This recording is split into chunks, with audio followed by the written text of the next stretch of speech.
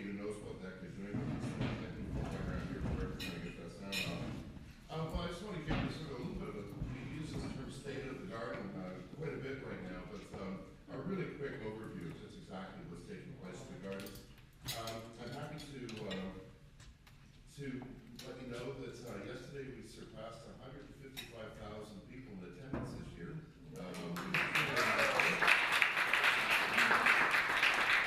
Who knew dinosaurs, right? Actually, we did know dinosaurs, but but I also think the response that we're getting from visitors is really wonderful as well. We continue to be the #1 attraction in Naples on TripAdvisor, which is something we take enormous pride in. And one of the things that I take particular pride in is whenever we read the remarks on TripAdvisor, is how frequently they mention our volunteers and the way the volunteers interact with them when they're on the site, through group tours, just even volunteers working in the gardens, and how much pleasure the volunteers take in interfacing with our visitors. So that's a really special thing. We continue to be a 4-star charity on Charity Navigator. For those of you who may not be familiar with Charity Navigator, it's an organization that evaluates the financial practices and the transparency of organizations, not-for-profit organizations in the United States. And to be 4 stars is to be one of a really select group of organizations with excellence in both transparency and financial practices. And we were, of course, some of you heard me say this before, I tend to be very competitive. And so I actually went on Charity Navigator's website to see how many points we had and compared it with all the other botanical gardens. And we have the highest points of any botanical garden or arboretum in the country.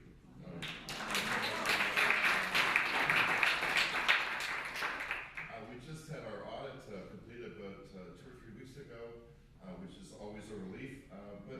And we had, of course, but we had a clean audit. It's always wonderful to be at a board meeting when you have the auditors giving that kind of information.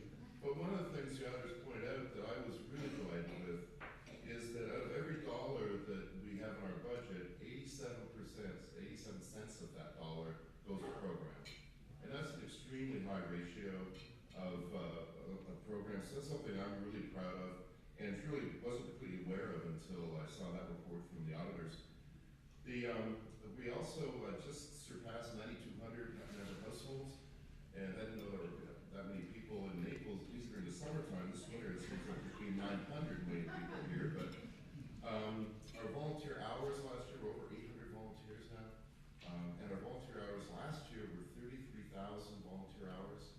That's a really important number because when we talk about 87 cents of every dollar going to program, one of the reasons we can do that is the incredible contribution of volunteers make to this organization.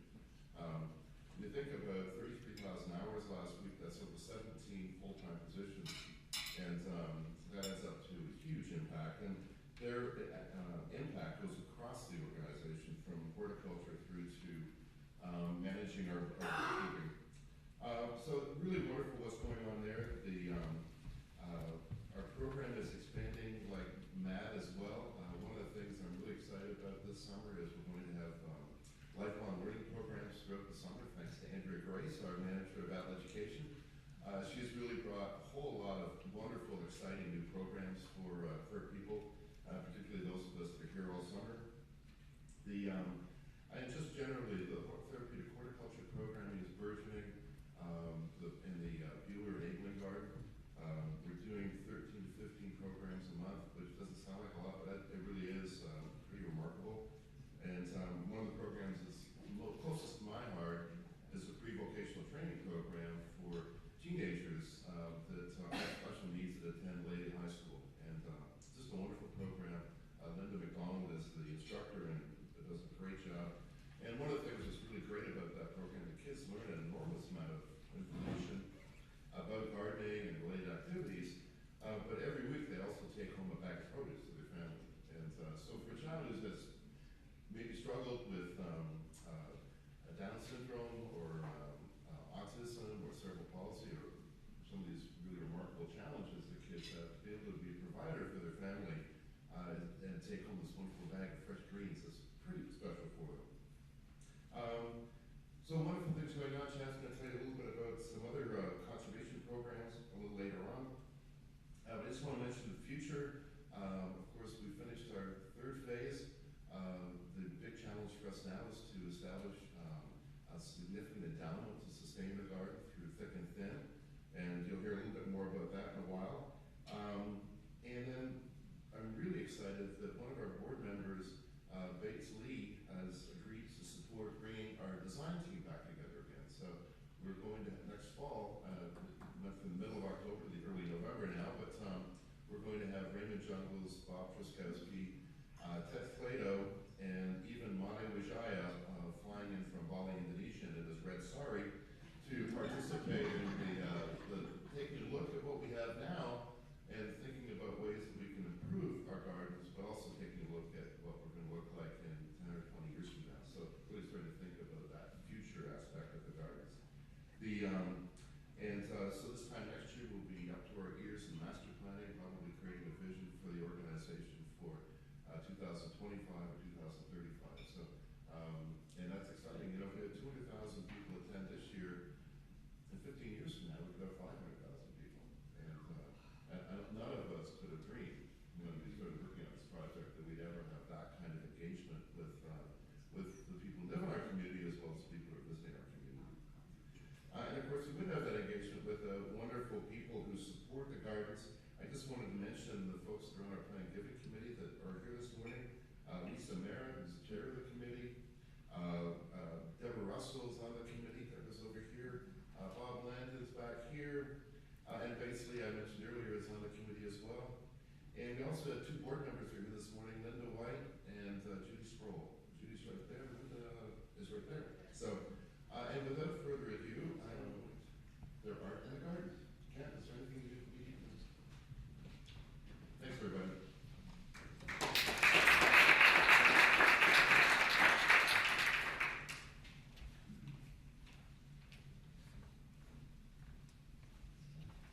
Let's see if it works. Yes. Thank you all for having us here, and thank Kent for his help in producing this, and also everyone in this room for what you've done to make this garden what it is. We've watched this grow, and it just gets better. Thank you so much. We call this program Gardens Along the Way because this was not an intentional set of travels to go document gardens. What it really was travels that we discovered along the way. Oh my God, we're right here, and here's this incredible garden, with a few exceptions where we did make a special effort. But basically, when he had asked us about doing this program, that's what we came up with. A theme was that we have gone somewhat. This trip will take us around the world. It won't be a circuitous without going back a few times, but it will give you an idea of some of the gardens we have encountered. Thank you, Eileen, and thank you everyone for coming out. When I graduated from art school, I was in New England, and it was November, getting very cold, gray, and brown, and I signed up on a ship, and we were sent to Florida. And arriving in Florida, it was a miracle. There was green, there was warm and luxuriant, verdant landscape, and it was warm. And I soon after we sailed into Fort Pierce and working with the Smithsonian there for a bit, the ship was kind of beached for a little bit, and I discovered Naples. And when I came to Naples, I was particularly enchanted with the vegetation. This is the first painting I did in Naples. I crossed over the bridge at Lantern Lake in Port Royal, and this beautiful ficus scene just grabbed me, and so my first painting. And then soon after, I did this painting here of the garden, a garden on Gordon Drive from a beach property. A great thing proximity to where 400 miles can take you to Central America, the Bahamas, the Caribbean. And I was able to explore all of those soon enough. My favorite island of the West Indies is Dominica, the nature island. And this is the botanical garden of Dominica. And this is the century palm. If you can see the scale of the people to the palm, it's remarkably giant. It's considered one of the most formidable. I can't remember the stat of it, but it's quite a magnificent palm. The garden was established in 1889, and a great part of the garden was introducing plants that could be used in agriculture and as well as plants for decoration. Further down island, St. Vincent, is this botanical garden, established in 1765. This is the oldest botanical garden in the Western Hemisphere, and some think could be the oldest botanical garden in the tropics. The tree in the foreground was a planting derived from Captain Bligh's second voyage of his mission to bring breadfruit to the West Indies for a source of food for the slaves. The building in the background is the Carib Museum, and these are the Carib Indians that canoed in their giant canoes down the Orinoco.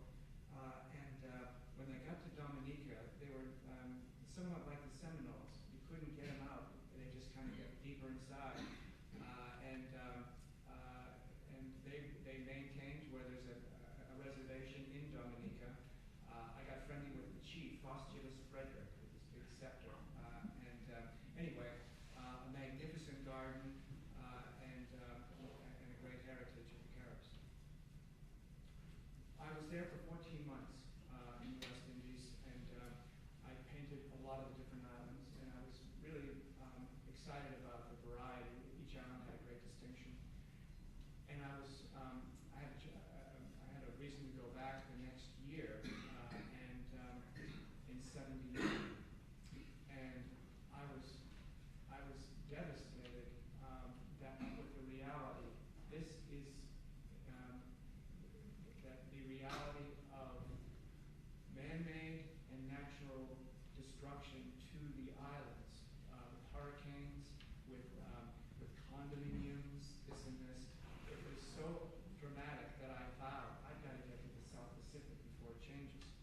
So, in fact, on our third date, I said to Eileen, it's nice to meet you. I got to let you know I got to get to the South Pacific. And in '84, I finally got to go. My first day, I got off the bus with my paint gear, started doing this painting, and about a half hour after the beginning, a big truck pulls up with a trailer carrying a bulldozer. The bulldozer starts up and starts driving and plowing into the foreground of this painting and making levees on each side of the river. I feverishly finished the painting, and it was remarkable. As I continued around Tahiti, all the rivers had been levied up, and just it kind of lost that beautiful charm. The magnificence of the high valleys of Tahiti, with the rivers coming out, was somewhat compromised by the regularity of the levees. And as it happens, when Cook, on his third voyage, as the early explorers did, they would take along artists to document the landscape. His artist on that cruise was Weber. He did exactly the painting from this vantage, and I wasn't clever enough to know that. It just kind of was a lucky break. But anyway. One of my heroes was Paul Gauguin, and I went to his museum with a beautiful garden in the background, and it was backed by this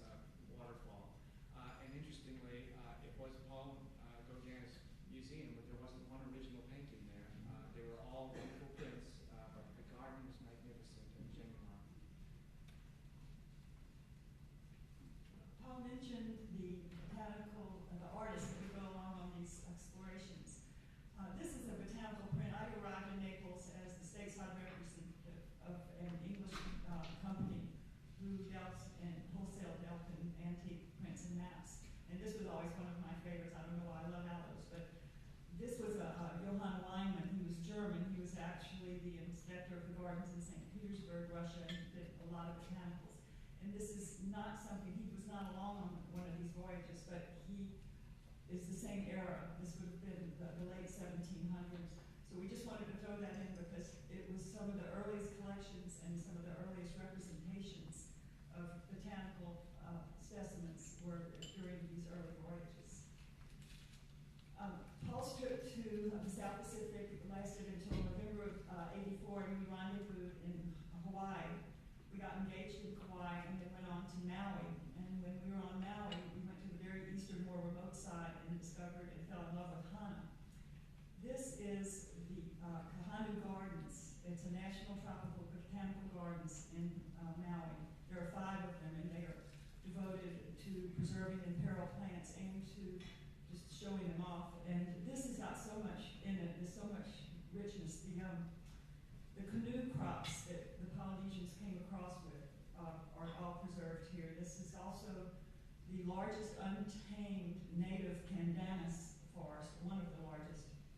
And it also has the distinction of being the largest repository of breadfruit cultivars in the whole area, anywhere. And breadfruit, Paul can pick this up, he mentioned it in his St. Vincent slide, but this is an artistic representation. Breadfruit was so important, and they incorporated it in their art and in their anything. The Hawaiians are very dependent on taro and breadfruit. Also, in the background, you see this big structure. This is the Pili Ilani Hale. It is actually the largest and ancient worship site in Polynesia. Very mystical and very precious, and it's, you can almost go up to it, but it's very kapu, as they say, for anyone to go up on it, but I'm sure people have. But it is all stonework, and it's part of this Kahanu garden. And then the hale, the house that's in with the thatched roof, Paul had a dear friend, has a friend, Uncle Francis, who is the hale builder of the islands, and he would invite Paul to go with him when he went to places that only Hawaiians were allowed to go to the ceremonies because he loved how he painted. And anytime there's a hale that needs repairing or fixing or building, they'd call Uncle Francis. So if you're ever in Maui, definitely make Kahanu Gardens a stop. On our second voyage to the Pacific, we ended up in Sydney, Australia. This is 98, and I had a painting to do of the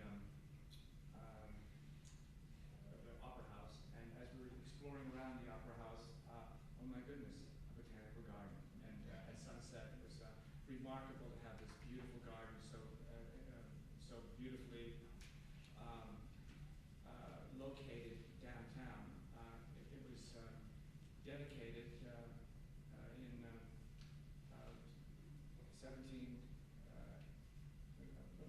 1788 or so as a preserve, and then into a garden 100 years later. And as it happens, on to Bali, which is remarkable for the dedication of ceremony, spirituality, and incredible carvings. The Balinese garden, water garden here, is inspired from the gardens of Sri Lanka, Cambodia, and Thailand. As a kid, my mother's lament was, before I go, I gotta get to Capri. And so we finally took her to Capri. This is in 04 or so.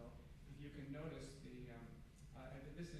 this is a garden that was established in the early 1900s by the industrialists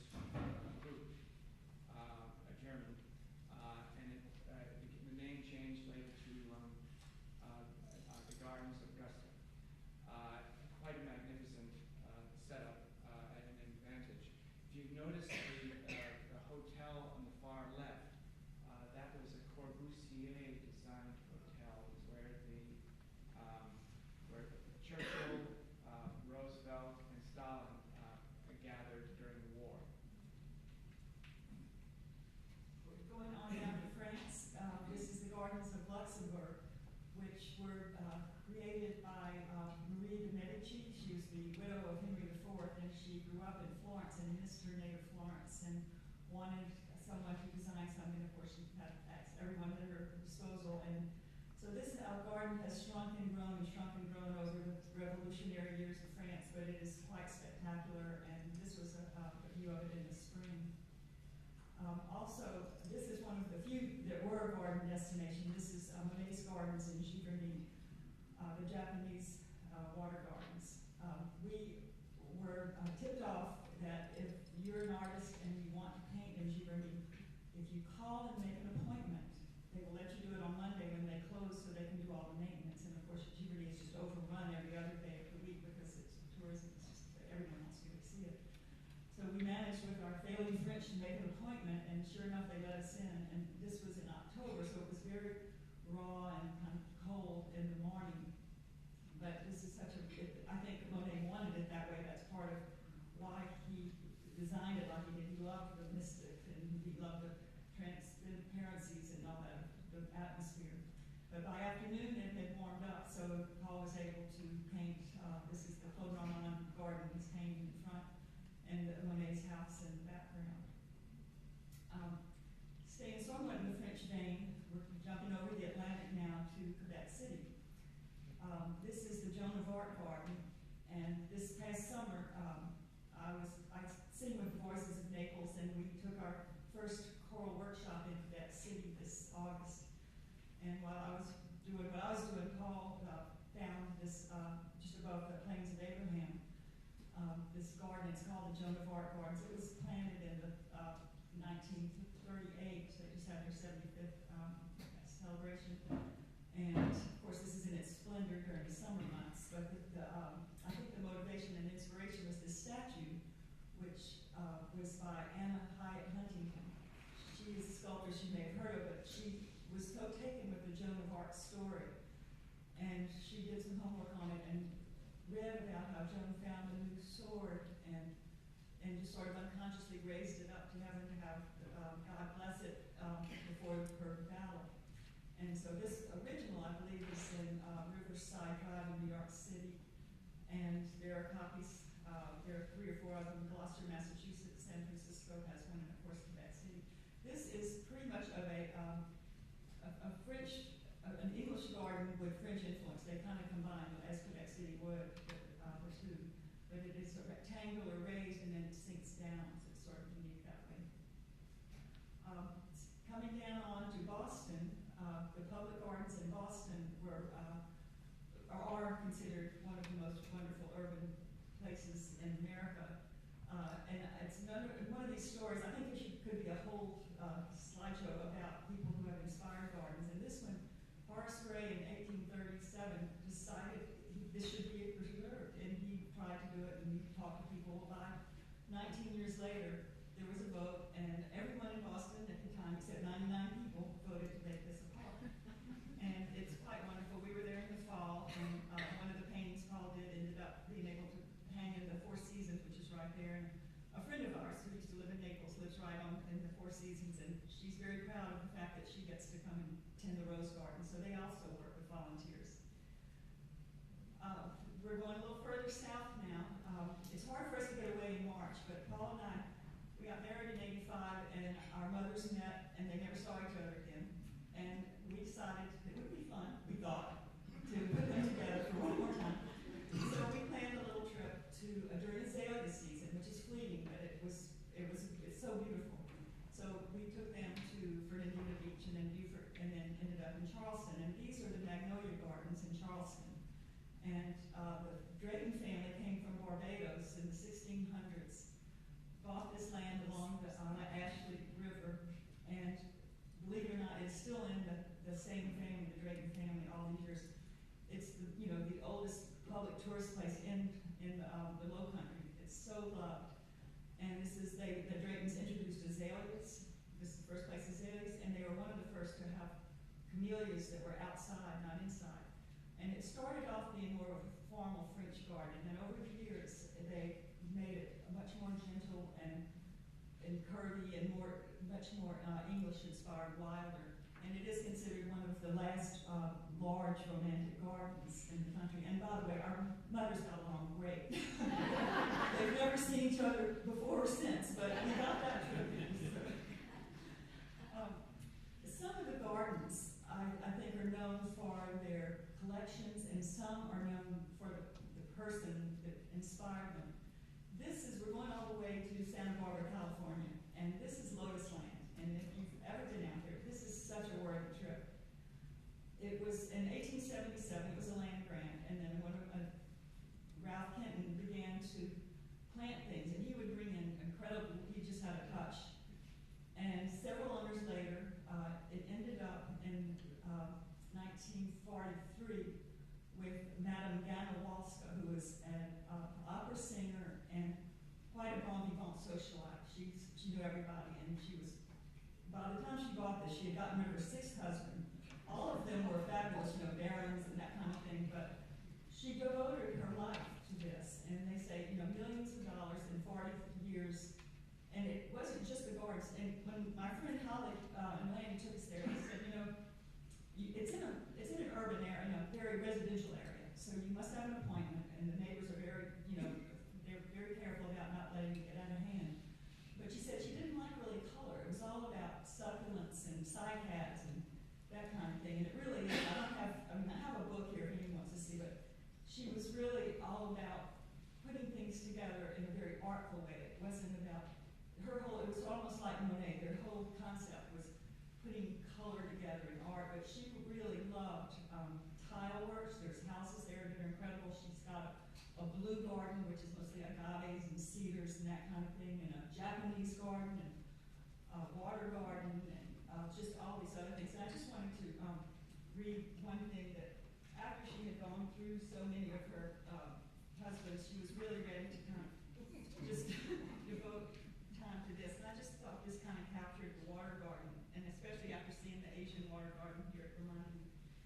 The name Lotus Land reflects Madame Walska's desire that her gardens be a place of tranquility and spiritual renewal. Inspired by the victory of the lotus flower, Madame Walska gradually turned away from a highly social life and vocal performance to at last find expression of her purpose, that for which all of the good and bad in her life had prepared her. A lasting symbol from nature for the transcendence of the soul above the physical world and of all its suffering, the lotus remains for us today a symbol of Madame Walska's keen interest in advancing her soul toward nirvana. So she was quite something, and let me see. This was a picture of her that I just took from a postcard because I thought this was fabulous. Going back east, many of the gardens began, especially when you came to Florida, pre-Disney and pre-interstate. The attractions were gardens, and sometimes they became zoos to bring in more people. But the springs of Florida and the gardens were really what people came here for. And this is in Vero Beach. In 1932, the McKee-Sexton Land Company started by buying 80 acres of tropical hammocks along the Indian River. And it was a preservation effort, not a development effort. And Waldo Sexton, who is a fabulous character, and Arthur McKee both realized that this should be preserved. So they got the 80 acres and they started bringing in orchids and water lilies and all the wonderful things that would bloom in the garden down here. And when the attractions started lingering and all of the things like gardens got less popular because of the more fancy Disney's, this thing sort of just got worse and worse, and finally in 1976 it just closed. And the 80 acres were pretty much sold off for condos and golf courses. And by 1994 there were only 18 acres left. And the Indian River Land Trust, to their credit, decided this is really worth mounting a campaign. So they did, and they bought the acreage, but in order to do that they did several fundraisers, and they involved Paul, and we did 2 art shows 2 years in a row. This painting was done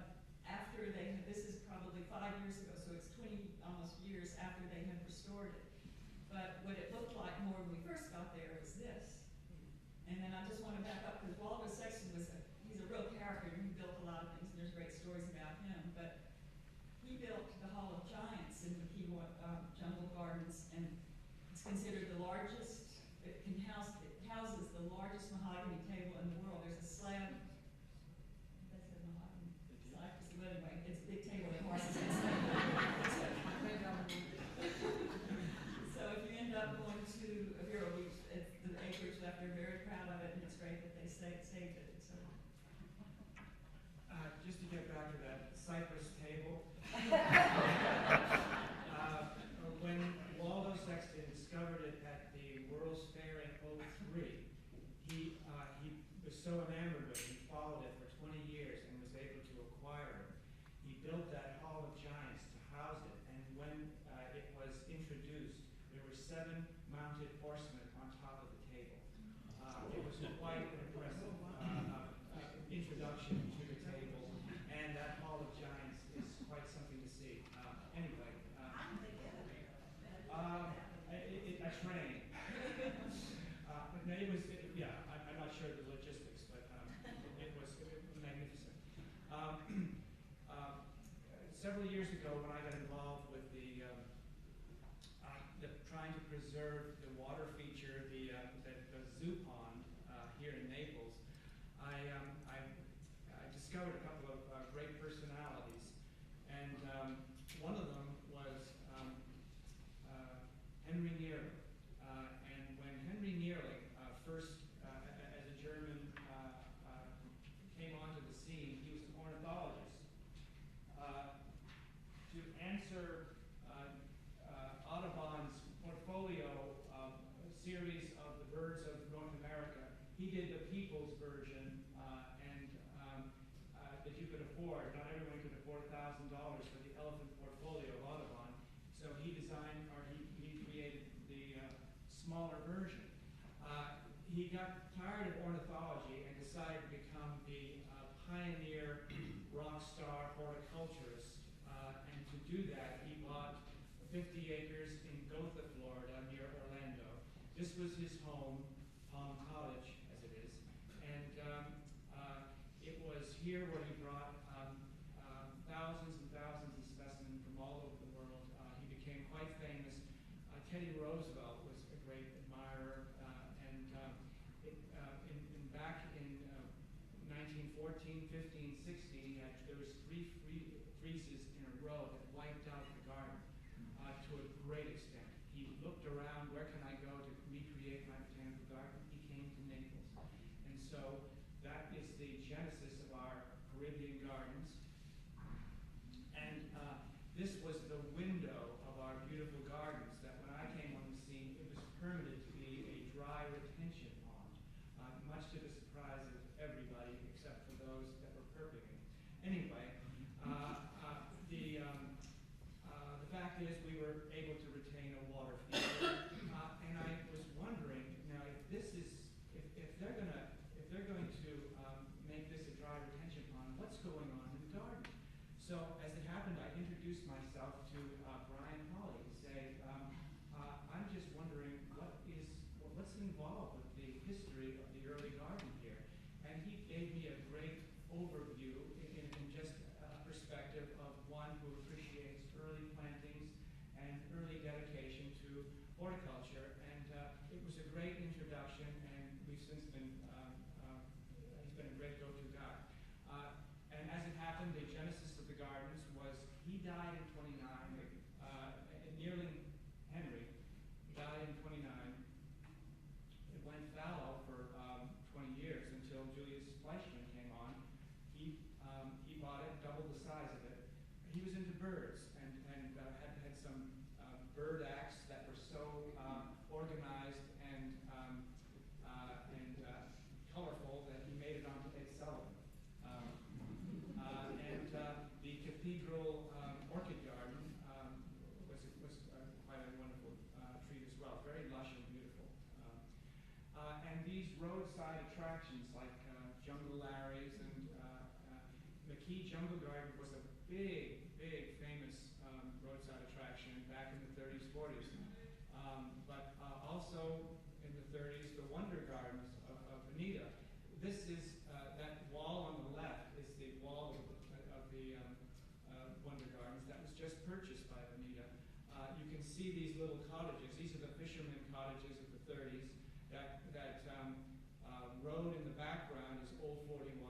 this old lifeboat was a tour boat that went up and down the Imperial River. Many of you may know the Garden of Hope and Courage here in Naples, outside of the hospital. It was a local restaurateur who's, in memory of his wife who had passed away, wanted to do something for the hospital, so he created this, and Joanne Smallwood did a lot of the art, the landscaping, and asked Paul to do a painting, so that's what came from that, and I think that's also a wonderful little kind of pocket place that people might not know about unless you end up at the hospital. This is the Prelude Garden, and when Paul and I first knew that there was an effort to build a botanical garden here, this has got to be 20 years ago, but they were looking for land, and this actually is a place on Bay Shore down a little east of here that I think they either had an option to buy or they thought it might work. But they did a plant sale, and this is the humble origins of trying to make money to build a garden, included having plant sales. And I wish I knew the latest work, but anyway, it was a wonderful day that Paul came while they were having that sale. And then a few years after that, we were approached when they got a little bit more momentum to build this garden, and Paul was asked to paint just his vision of what a botanical was before anything was here, except for the administration building. And so this is what he came up with, and they auctioned the painting and made, I think, 200 prints and sold those to people who gave X dollars. So that's that was just sort of his vision. I don't think anything here really looks like that, but it's still a great vision. And then, of course, you recognize the children's house in the children's garden, the Staton house in the children's garden, and that's also a few years ago, and we were in there the other day, and it's grown tremendously. The plants are almost enveloping it by now. And of course, looking out the window here, this was just a few weeks ago when the Tababula trees were just incredibly beautiful in the orchid garden here. So it just keeps changing, and it just gets better all the time. So this is the LeGref Orchid Garden. And of course, you might be overexposed to this, but a few weeks or a month ago, a friend of Paul's, Jay Staton, who actually is the videographer today, told him about the endangered air plants in the Fakahatchee Strand, and said, you better come now if you want to paint them before they disappear. And so they went out, and Jay videoed, and he's been out there many times. He knows the plants probably personally out there. And so he did the video call and started getting interested. And then when we came in to hear Brian talk about the state of the garden a few weeks ago, we realized, our delight, that the garden not only is just a beautiful place for people to come, but there is ongoing research. And we've asked Chad if he would, he's brought in some of the air plants that they're working with, but he is going to let us know a little bit about what the current project is involving the Guzmania and the plants. Thanks. I don't know if there's a question and answer after Chad.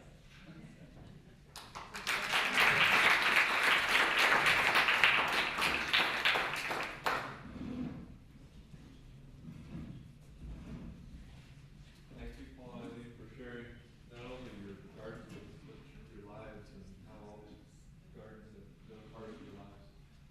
I'm Chad Washburn. I'm the deputy director here at the garden. And over the past couple of years, I've had the incredible opportunity to oversee our education and conservation programs. And seeing this painting over here from the Fakahatchee, you can see, when you see that, if you've been out to the Fakahatchee, that is truly iconic. That is, when you see that, you know that is Fakahatchee Strand. It's like no place else on earth. And quite often in art, we depict those things that are important to us, that we connect with. And when I see that, that is Florida. And that is, as Eileen mentioned, that is endangered. Right now, we're working with this plant. This is Tillandsia utriculata, and you can see it's a gorgeous plant. It has this beautiful and very fragile flower stalk on it. It's about like asparagus. But this plant doesn't make pups. It's one single plant. Some bromeliads will make little side plants. There's a weevil that's attacking these, and it's attacking several of our dozen or so native bromeliads. And it burrows into the tank and lays its eggs. And when it does that, it actually kills the plant. And quite often these are dying before they can reproduce. We're incredibly lucky. A friend of several of us in the room, Mike Owen, has been tracking these plants for about a decade. And he estimates there are about 360,000 of just this air plant alone in Fakahatchee Strand Swamp. He had about close to 10,000 of them on one tram section of Jane Scenic Drive that he knew exactly which tree they were in, how high up, which side of the tree, he knew how old they were, he knew everything. He, like Jay, knew these plants very intimately. And over the past several years, he watched these start to decline. He saw a couple of them die because of this weevil. Then he saw a few more, and he watched this as it moved through the park. And it got down to where there were about 200 of these plants left on that transect, out of thousands and thousands of them just on that one section. So after a conversation with us and Marie Selvey and a few other local conservationists, we came up with the idea to go out in the field and collect the last of those 200 plants on that tram. So we have just over 100 of them, and Selvey Gardens has just over 100 of them. We grow them in a protected area where the weevil can't get to them, and then when they go into flower like this, as soon as they start producing seed, we'll take some of that seed and grow that on here in the garden. But the rest of the plants we'll take back out and put in the Fakahatchee Strand Swamp, in the same tree, in the same height, same side of the tree. They almost take on a personality of their own. They become we know all these plants. But we'll let them reseed and hopefully repopulate Fakahatchee Strand. It takes several years before they're large enough before the weevil will come in and attack them again. So we're just working with them and hoping that someone comes up with a solution for these. But in the meantime, they will live on forever here in the Botanical Garden. We'll keep them safe and keep them protected from the weevil. So when you see that, that's Florida. And really makes me happy that here at the Naples Botanical Garden, we're able to do something to keep that Florida feel that you should. Thank you very much.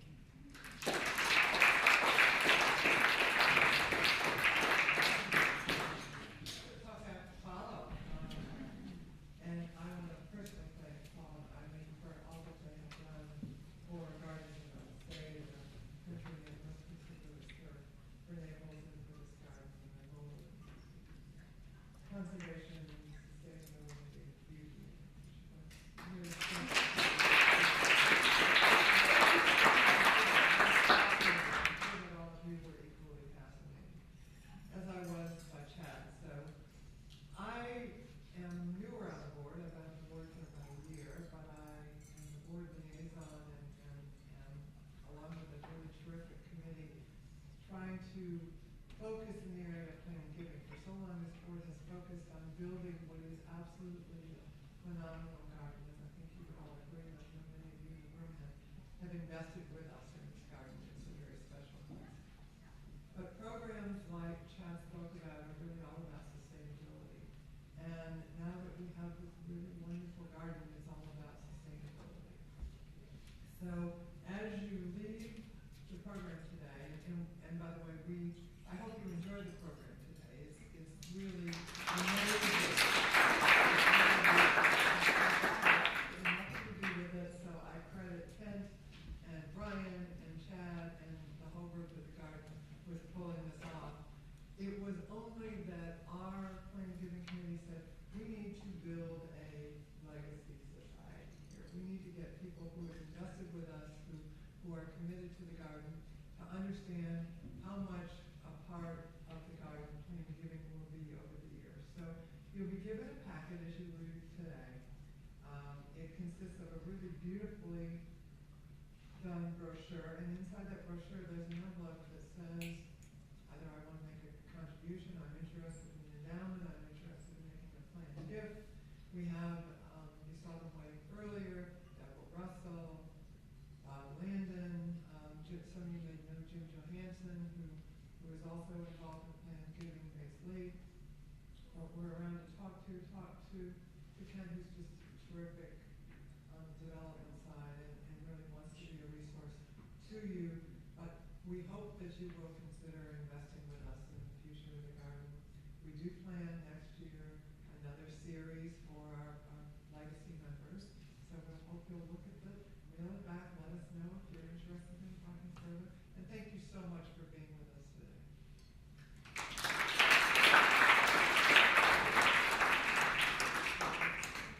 And the more you find about how the provenance of the different gardens, the more you respect different communities and neighborhoods, how they came together to just select this green space to preserve. Because it really is, you can tell the care and love, concern and vision of a community when you offer a green space, a garden, a park for the generations to come. Because, my God, it's going quick. Well, what's so nice is, you're talking about gardens that were started in the 1700s. Right. You're talking about a garden here that was started in the 21st century. Right. Yeah. And how new it is. Yeah, I know. And look at how magnificent, so quickly, so richly, and there's so much to mention. It's an inspiration, and thank you all for making it happen. It's great. It looked a little wobbly there at the little plant sale.